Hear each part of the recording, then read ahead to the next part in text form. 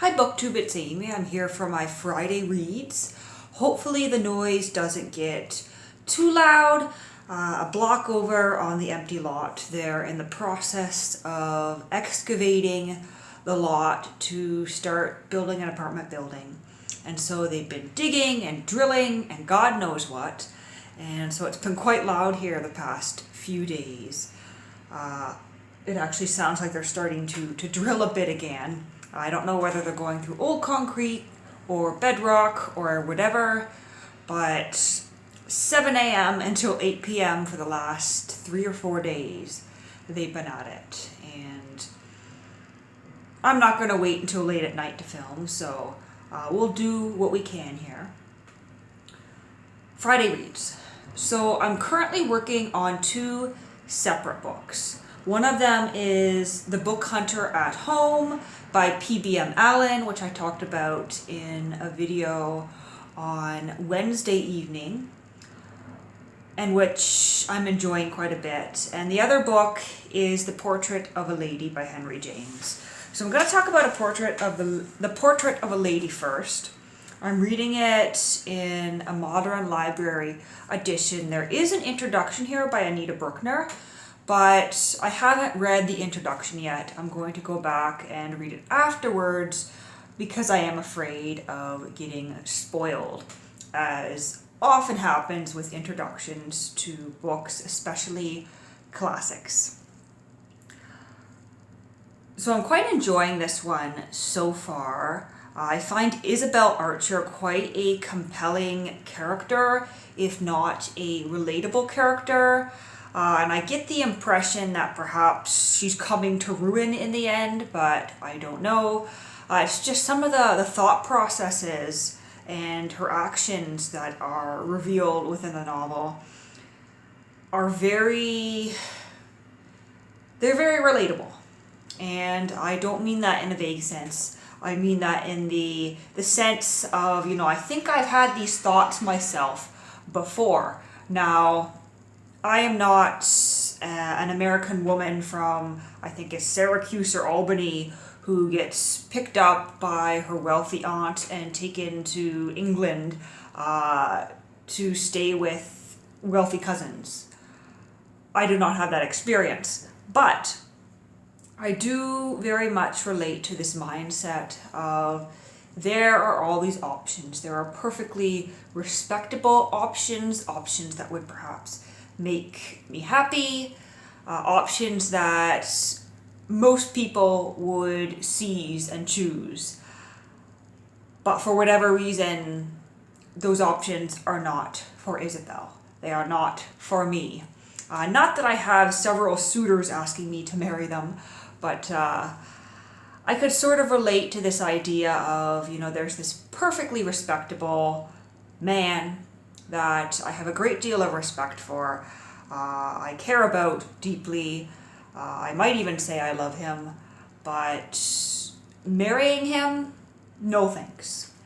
So I think it's interesting that Isabel comes to relationships with that idea in mind, with that perspective. Now, I don't know whether Henry James is setting it up for this to be a character flaw, the idea that, Isabel Archer is leading herself to her own ruin because she has too high expectations of everyone, or whether she is to be applauded for this idea of pursuing independence. Isabel is interesting because she's pursuing that independence, but she doesn't seem to have an idea of to what end. She wants to be independent. She doesn't want to be tied down by anybody, but she has no idea where she's going or what she wants. She only has this vague idea of independence. Plus, she's a little bit bookish, so that's, interesting and relatable as well. Some other interesting aspects of her character, perhaps not so relatable, or maybe it's exactly me, but I don't allow myself to see that. But once she gets into this wealthy society, she starts to change. She starts to take on airs. She begins to, borrow popular phrases and to learn this, quote, art of conversation. There's a particular scene where she says something that's meant to be a joke, and Henry James, as the author, narrating in there, sort of throws in someone reflecting that she probably heard so-and-so say this, and so she's picked up on it, and now she says it all the time, as if it's, something funny. So it's definitely interesting to watch Isabel evolve throughout this novel. And it's subtle, it's really subtle. It's not so much Henry James having people tell us that Isabel has evolved, or the narrator telling us that Isabel has evolved. It's seeing her reactions to things, which I guess is why Henry James is such a great writer, because it's still Isabel that you're reading about, but you realize that when you first met her in the novel, she would have reacted to a situation, in a certain way. There were ways that she spent her time. She spent her time reading alone, solitary. She was maybe considering marrying this one man, but by the point I'm at in the novel, almost halfway through, and I haven't read this in a few days, but by the point that I'm at, she has evolved to such a point that she no longer spends her days or time doing the same things, and her priorities have changed a bit. You got the sense from the beginning that she was coming to the United Kingdom, coming to Europe to please her aunt, to maybe do a bit of exploring, some self-discovery. But by the point I'm at in the novel, we get the sense that she has no intention whatsoever of going back to her old life, and really no intention whatsoever of marrying even. She's quite content having turned down a couple of marriage proposals just to go on with the course that her life is taking without making any concrete plans. Not to say, not to use this phrase again, but that's very relatable. I myself am at a point in my life where I'm quite content to go on with the course I'm in, but as for concrete plans, I can't envision them. I haven't planned for more than a year or so down the road, which is perhaps why I'm enjoying this novel so much, because I relate to Isabel quite a bit. But what I've heard about Henry James, he could be setting us up to make a statement about Isabel's mindset, for better or for worse. So yeah, enjoying this one. And then I also mentioned that I've been reading a book called The Book Hunter at Home. It's by an author called P.B.M. Allen. I had never heard of him, but I was perusing Gutenberg, the Gutenberg, what do they call it all of a sudden? I'm losing my mind.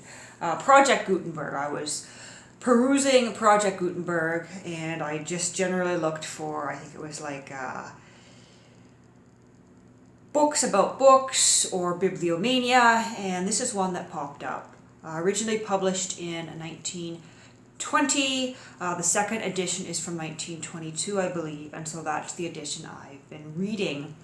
And it's just generally P.B.M. Allen telling stories about books and sharing opinions and facts. And some of the stories are quite funny. They seem to go off on tangents, but it's just on general bibliomania type topics, general bookish topics. So I've read chapter 1, which is Adventures Among Books. I'm in chapter 2, The Library, and I think I'm in chapter 3 now, which is Books Which Form the Library. Chapter 4 is called Chivalry and Romance. I'm not sure what that's going to entail yet. Then we have 2 chapters on the care of books, 1 chapter on books of the collector, and 2 chapters on a plea for specialism. So I guess I'll find out what the rest of this book is about. The two chapters that are called the Carol books seem to hint at something a little bit different from what I've read so far. So far, it's been stories about people who have been obsessed with books and knowledge, and sort of an argument for the classics and for reading in a certain way. And if you want to hear a little bit about what I've been reading in this book, you can check out my video from Wednesday night where I shared several passages and quotes from this book. So those are the two books that I have on the go at the moment.